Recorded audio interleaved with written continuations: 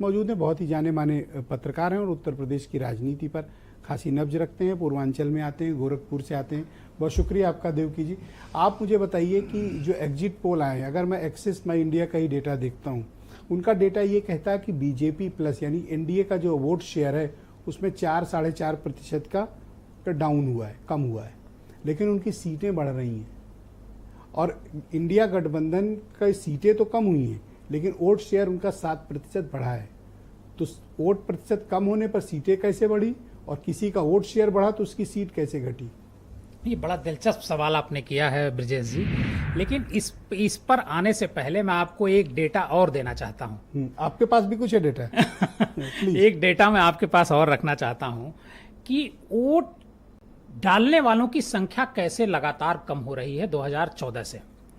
जब 2014 में हम चुनाव में आए थे, नरेंद्र मोदी जी प्रधानमंत्री बने थे, तो 2009 के मुकाबले आप सोचिए करीब 14 करोड़ ज्यादा लोगों ने वोट डाला था।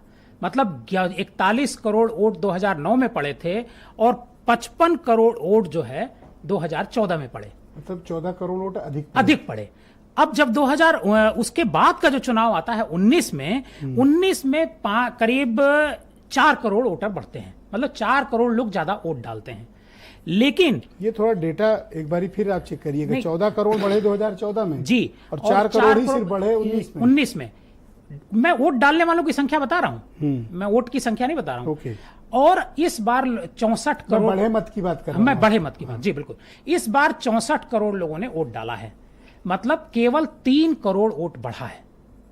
बीजेपी 37% पर थी पिछली बार 2019 के चुनाव में।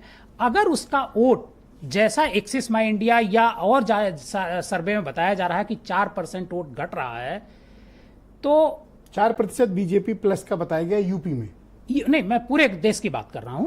पूरे देश में वोट शेयर घटने की बात कही जा रही है, कई सर्वे में कही जा रही है। अगर ऐसा है तो सीट कैसे बढ़ेगी?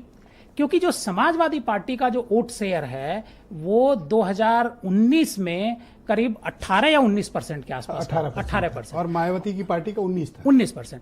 लेकिन 6.5% कांग्रेस का भी वोट शेयर था। और ये जो वोट शेयर था समाजवादी पार्टी का 18-19%, ये केवल 34 सीटों पर था। 35 या 36 सीट लड़े थे, उतनी सीटों पर ही था, बाकी सीट तो उनके पास ब्लैंक थी। लेकिन इस बार जब हो रहा है तो वो 68 सीट पर चुनाव लड़ रहे हैं और 6.5% वोट कांग्रेस का है। तो ये अगर इसमें 10%, करीब 37 से 38% वोट मेरे हिसाब से इंडिया ब्लॉक को आना चाहिए। इंडिया ब्लॉक को आना चाहिए 37 से 38%। जी, अगर 37 से 38% वोट आता है तो ये जो डेटा है जो अभी एग्जिट पोल पर आ रहा है, एनडीए का क्या परसेंटेज रहना चाहिए? एनडीए का परसेंटेज भी करीब 38-39 के आसपास रहना चाहिए। लेकिन उनका तो लास्ट टाइम 2019 में 50% नहीं, 50 नहीं था, टोटल मैं बोल रहा हूँ, मैं पूरे यूपी का नहीं बता रहा हूँ। यूपी का 50, पूरे देश का करीब 40% था और पूरे देश में 37.5% था। तो दोनों के बीच का जो डिफरेंस है वो बहुत ज्यादा नहीं नजर आ रहा है।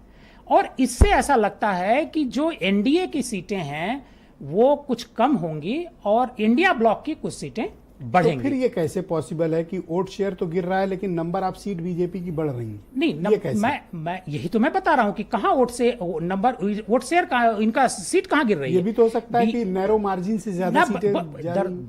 बिल्कुल आपने सही पकड़ा कि जो पहले मार्जिन था वो करीब 6 लाख वोट से मोदी जी जीते थे। कई ऐसी सीटें हैं 2 लाख, 3 लाख, 4 लाख, 5 लाख वोटों से और बगल की उन्नाव की सीट थी 4-4 लाख वोट से जीती। लेकिन 15 ऐसी, अब उत्तर प्रदेश पर आते हैं, 15 ऐसी सीटें उत्तर प्रदेश में हैं जो बहुत नॉमिनल मार्जिन से भारतीय जनता पार्टी 13 सीट जीती थी, 2 सीट बहुजन समाज पार्टी जीती थी, बहुत नॉमिनल मार्जिन से। तो वो जो 13 सीट है भारतीय जनता पार्टी की, जिसमें से 1 सीट मात्र 188 वोट से जीती थी, मछली शहर की। तो अगर इन 13 सीटों पर समाजवादी पार्टी और इंडिया ब्लॉक जिस तरीके से कैंपेन कर रहा था और जो जाति की बात हो रही थी, जातिगत मुद्दों पर चुनाव लड़ा जा रहा था और तो आपके मुताबिक वही सीट फंसेंगी, वही सीट फंसेंगी जो क्लोज मार्जिन, जो क्लोज मार्जिन में फंसेंगी, वो सीट फंसेंगी। बड़ी मार्जिन वाली निकल जाएंगी। बड़ी मार्जिन वाली, जैसे मान लीजिए 5 लाख का मार्जिन किसी का, 3 लाख 4 लाख का, उसका नीचे घट करके 1 लाख हो जाएगा। चूंकि वो मार्जिन बड़ा है, इस वजह से वो इंडिया ब्लॉक वहां तक पहुंच आपके पाएगा। हिसाब से 20-25 सीट पे लड़ाई होगी? हाँ, 20-25 करीब 30 सीट पे आसपास लड़ाई है। 30 सीट पे बहुत ही क्लोज फाइट है, और उन 30 सीटों पर जो क्लोज फाइट है उसमें कुछ भी हो सकता है, इधर भी हो सकता है और उधर भी हो सकता है। अब आप आइए कि तो आपके मुताबिक इंडिया ब्लॉक ने सरप्राइजिंगली वोट शेयर बढ़ाया है और बीजेपी का घटा है? बीजेपी का घटा है और इनका वोट शेयर बढ़ा है। वैसे कल सबके सामने पता चल जाएगा, लेकिन एक एग्जिट पोल पर मैं कहना चाहूंगा, एग्जिट पोल का जो पूरा ट्रेंड मैं देख रहा हूं कल से, सभी की 350 से ज्यादा सीटें दी गई हैं। हाँ। लेकिन आज 352 मिनिमम है। हाँ, और 401 मैक्सिमम, 401 सब इसी के बीच है बीजेपी। हाँ, और लेकिन आज उनमें से कई कंपनियों ने अपना डेटा चेंज कर दिया है, कई कंपनियों ने आज चेंज किया। मैं हैरान इस बात पर हूं कि कैसे इस तरह के डेटा चेंज हो रहे हैं। ऑलराइट, मैं आनंद दुबे जी को इनवाइट